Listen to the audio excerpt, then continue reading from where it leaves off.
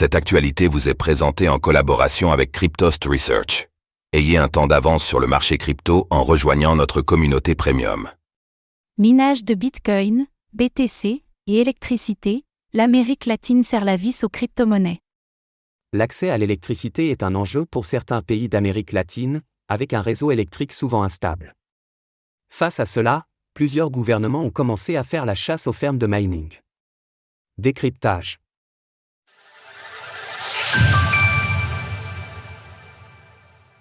L'Amérique latine durcit le ton face aux mineurs de Bitcoin?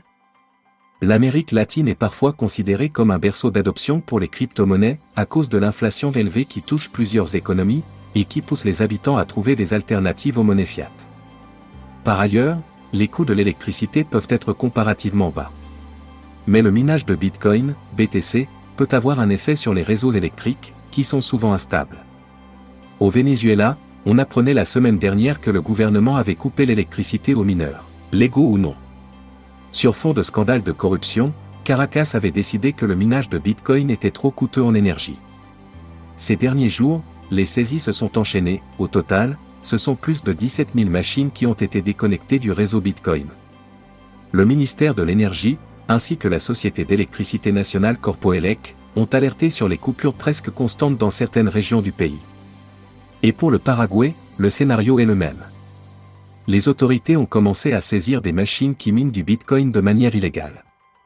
Le ton se durcit dans la région. Selon ABC, plusieurs fermes de mining illégales qui faisaient usage de l'intelligence artificielle ont été démantelées au Paraguay, et plusieurs centaines de machines ont été saisies. Des amendes seront distribuées aux personnes responsables, afin de compenser l'électricité qui a été volée. Par ailleurs, une loi est en cours d'élaboration par le gouvernement local, afin de mieux encadrer le secteur. Elle envisage de fortes peines de prison pour les mineurs qui s'installent de manière illégale sur le territoire, allant jusqu'à 10 ans au total.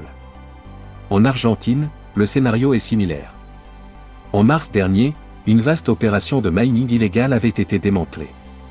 Elle était cachée derrière une fausse façade de supermarché, et avait permis de générer 1,25 million de dollars. D'autres régulations qui se mettent en place. Au Brésil, ce sont plutôt les sociétés crypto qui sont observées en ce moment. Celles-ci seront davantage encadrées. La Banque centrale du pays vient en effet de publier un plan de régulation. Comme dans d'autres territoires, ce sont les stablecoins en particulier qui sont visés. L'Amérique latine est une région notable pour l'adoption des crypto-monnaies. La firme Chainalysis avait ainsi ajouté le Brésil et l'Argentine dans son classement des pays ayant le plus adopté les crypto-monnaies en 2023. La prise en compte de ces actifs relativement nouveaux est donc en cours. Source: Chainalysis, ABC. Retrouvez toutes les actualités crypto sur le site cryptost.fr.